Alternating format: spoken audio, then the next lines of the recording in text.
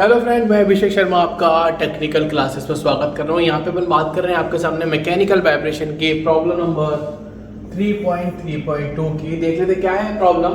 उसने बोला कि between a solid mass of the 10 kg and the floor are kept to slab of the isolation natural rubber and felt in series as shown in figure 3.3.8a.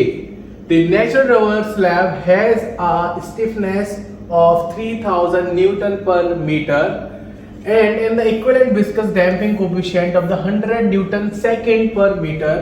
The felt slab has a stiffness of the 12,000 Newton per meter and the equivalent of the viscous damping coefficient of 330 Newton second per meter.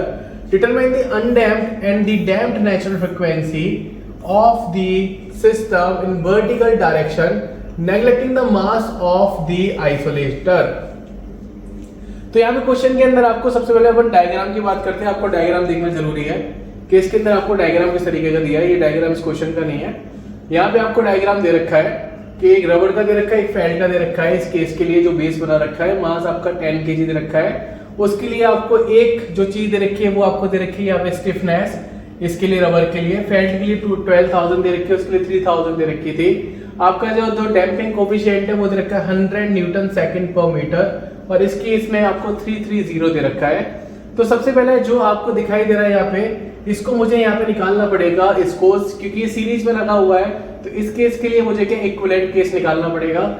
Same यहाँ पे ये series में लगा हुआ है तो फिर मुझे इसके लिए भी इक्विवेलेंट निकालना पड़ेगा। आप जो ये बीच में डायग्राम देख रहे हैं ये ऊपर वाले क्वेश्चन का है जो अपन ने पहले सॉल्व कर लिया है। तो सबसे पहले मैंने स्प्रिंग के लिए के इक्विवेलेंट निकाला।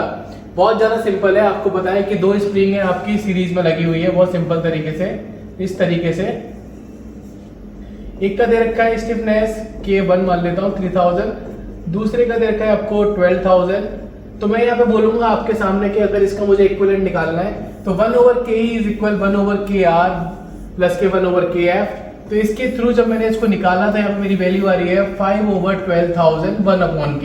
तो रेसिप्रोकल करूंगा तो इस केस के अंदर 12,000/5 आ जाएगा। तो यहाँ पे चलते हैं अपन नीचे।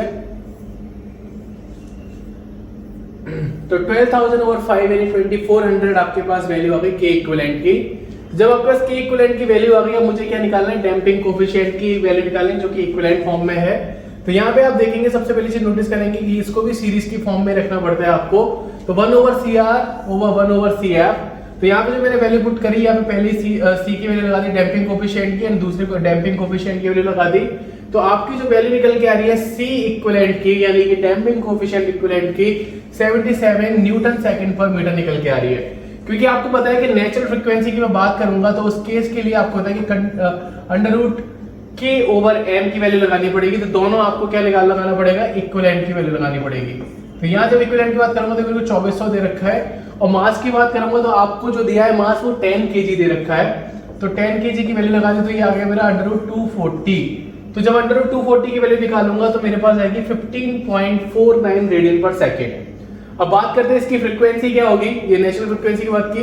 तो इस केस के अंदर आपको पता है जो फॉर्मूला रहता है Fn इज इक्वल ω/2π अपन लिखते हैं। तो 15.49/2π की वैल्यू का डिवाइड दूंगा तो आपके पास निकल के आएगा 2.47 की हर्ट्ज है आपके पास जो फ्रीक्वेंसी है।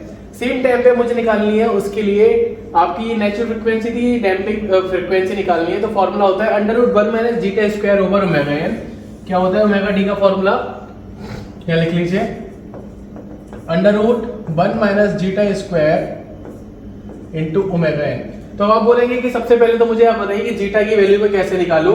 तो जीटा की वैल्यू बहुत सिंपल है कि जीटा इज इक्वल, जैसे कि अपन पहले बात भी कर चुके हैं, इसकी जो फॉर्मूला है आपका कि C/2√KM होती है आपकी वैल्यू जो कि यहाँ पे लिख रखी है।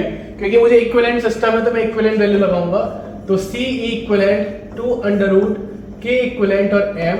यहाँ पे जो वैल्यू निकल रही थी आपको पता है 77 थी, तो 77 लगा दी।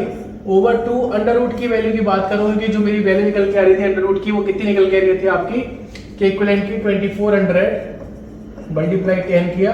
जब इसको सॉल्व किया तो यहाँ से ओमेगा डी यानी कि जीटा की वैल्यू आपकी कितनी निकल के आ रही है 0.249, यानी कि मैं बोलूंगा अंडर डैम्पिंग का केस है 0.249।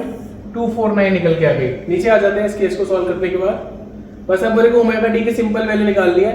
ओमेगा डी क्या है आपको बताइए, मैंने बताया अंडर रूट 1 माइनस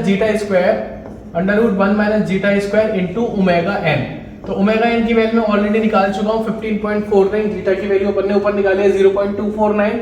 जैसा पुट कर दीजिए ओमेगा डी की वैल्यू आपकी निकल के आ रही है 15 रेडियन पर सेकेंड। और जब आपको ओमेगा डी की वैल्यू निकल के आई तो मैं इसको हर्ट्ज में भी निकाल सकता हूं। तो वो क्या होगा, एफ डी इज इक्वल, जो आपके पास वैल्यू है वो आपने लगा दी ओमेगा की ओवर 2 पाई, तो कितनी निकल के आ रही है 2.39 हर्ट्ज।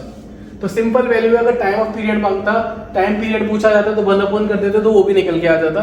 तो सिंपल वैल्यू है, सिंपल क्वेश्चन है। अगर आपको हमारी वीडियो समझ में आती है तो प्लीज लाइक जरूर करना, शेयर जरूर करना। Thank you for watching, thank you so much. और हमारे चैनल को भी सपोर्ट करना।